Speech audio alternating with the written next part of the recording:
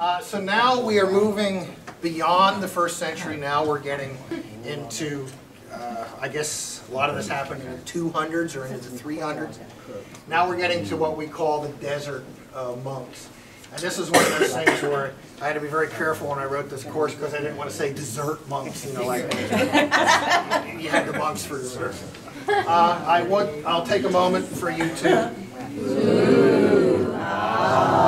admire this. Like Noah today probably starts in the deserts of Egypt in the late 200s and the early 300s. And this is the desert monks. Sometimes they're called the ascetics, but I think in modern times we hear the desert monks more often. And we're getting into some of my favorites in the history of the church because we're going to talk about St. Antony, and we're going to talk about the guy who wrote his biography, who was St. Athanasius. And sometimes this is Americanized into Anthony, so you'll see it both ways. Don't want to get into an argument on which the proper one is. But you see, he was born in the mid-200s, and he died in the mid-300s. He lived to a very old age, so maybe living in the desert, in the tombs, and eating centipedes is healthy for you. So who's St. Anthony? He's Egyptian by birth, born into a wealthy family. This part, born into a wealthy family, that would happen in the Middle Ages too. St. Francis of Assisi, born into a wealthy merchant family, gave up everything to become a monk, a friar. Upon the death of his parents, Antony renounced his wealth and retired to the tombs located outside of his village. This is what Byron is talking about. Later he moved into an abandoned fort in a remote mountain area and resided there for 20 years. So this is a guy used to solitude, living on his own. Finally he moved to another area with a spring at the foot of a mountain where he lived out the rest of his 105 years. So what? Why do we care about this guy? The reason we care about this guy is as he lived in these different areas, and one of the reasons he kept moving to some other area, is people would start coming out into the desert, and they would either want to live like him or they would want to hear him preach. And he was kind of in a leadership position, even though he was trying to stay away from the world as much as possible. And he is definitely what we would know as an extreme ascetic. Or a person who wanted to deny himself all bodily pleasures. Was he the kind of guy who would walk around flailing himself? I don't necessarily associate that with Antony, but there was a lot of other stuff, so we'll get at it. This is from the life of Antony by St. Athanasius. And who's St. Athanasius? He's one of the most influential people in the history of the Christian church. He was a presbyter of Alexandria in 325 when the Council of Nicaea was called by Constantine.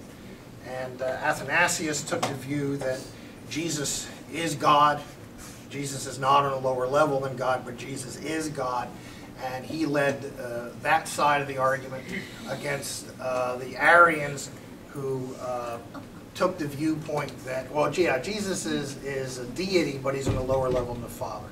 What comes out of this, of course, is the great Nicene Creed, and you can tell which side won the argument because the Nicene Creed, if you read it, talks about Jesus being true God, of the same substance as the Father. Or in the Old English text, which I love, it says, very God of very God. I love that. Love that. Anyway, moving along. So Athanasius essentially is the driving force between the Nicene Creed. He writes the biography of St. Anthony, and also in 367 AD in his Easter newsletter, in his Paschal newsletter, you know, they have stuff about Mrs. McGillicuddy is ill, you know, Mrs. Smith's cow is sick, please pray for her. And then at the end of it he said, oh, and by the way, it's good to list the books of the New Testament, and it's the first, or at least the oldest list we have of the books that make up our New Testament today. And that was just kind of a footnote at the end of his Easter newsletter. On the inside, while the outside was skin, which he kept until his end. And he neither bathed his body with water to free himself from filth, nor did he ever wash his feet, or even endure so much as to put them into water, unless compelled by necessity. So you So again, why do we care about St. Antony? So this wacky guy lives in the tombs out in the desert. The reason we care about St. Antony is he became famous. And people would come out to the tombs. And cells of monks grew up around Antony's, where Antony lived, and they started looking to him for leadership. This is also from Athanasius' biography. So their cells were in the mountains, like filled with holy bands of men who sang psalms, loved reading, fasted, prayed, rejoiced in the hope of things to come, labored in almsgiving, and preserved love and harmony one with another. For then there was neither the evildoer, nor the injured, nor the reproaches of the tax gatherer, but instead a multitude of ascetics, and the one purpose of them all was to aim at virtue. And this could come right out of St. Benedict's rule. And so this definitely influenced medieval Roman Catholic monasticism.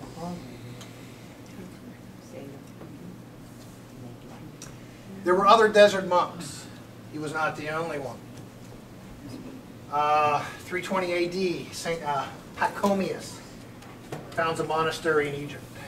Also in 320, Saints Amun and Macarius found a monastery in Egypt. 356, St. Basil joins a monastery in Asia Minor and begins work on one of the first rules for monastic living. And Benedict himself credits in his rule as one of his inspirations. So there you have a direct link between the desert monks and St. Benedict. Several of the post-Nicene church fathers either started monasteries or were monks themselves. The two most famous being Augustine of Hippo, the one who wrote Confessions in the City of God, and reams and reams and reams of paper of other writings also, and St. Jerome, who lived in a cave in Bethlehem, probably mostly because nobody else could stand to be around him. He was known to be very grumpy, but he actually lived in a cave during part of the time he was doing his great translation of the Old and New Testament into Latin, which is known as the Vulgate. And if any of you of a certain age grew up Catholic, until Vatican II, that was the official translation of the Roman Catholic Church. Also, Athanasius spent part of his time living as a monk also, but Augustine and Jerome are the two most famous ones, and Augustine actually wrote what was later used as a rule in the Middle Ages, and he wrote it as a letter to another monk.